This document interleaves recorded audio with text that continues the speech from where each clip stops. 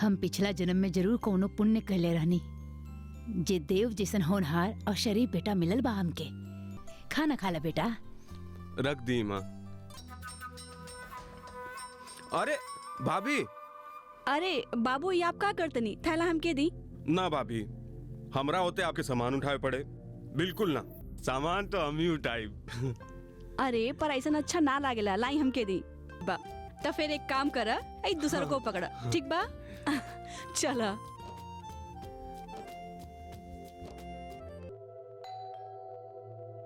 ए समय पक्के हुई। हम देखा तानी भाभी।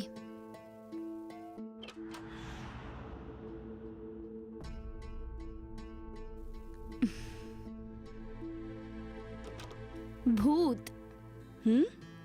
कुछो ना भाभी, बच्चा लोग बाड़े, दशहरा की छुट्टी चल रहल बा त शैतानी कर रहल बाड़े। ओह,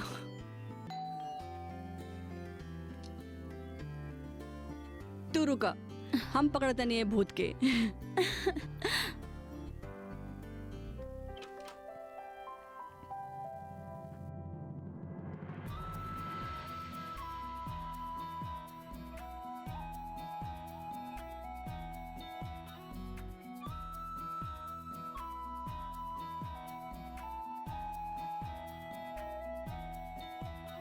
ई देखा, ई भूत के हुआ और नहीं तो और भैया बाड़े।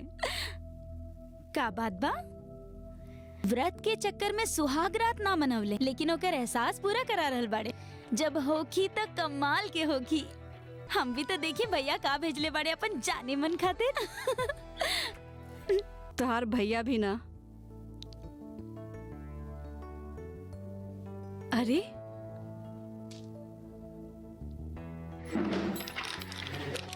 चॉकलेट।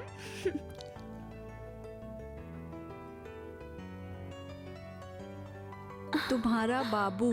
ओहो, तब बाबू सोना चला था।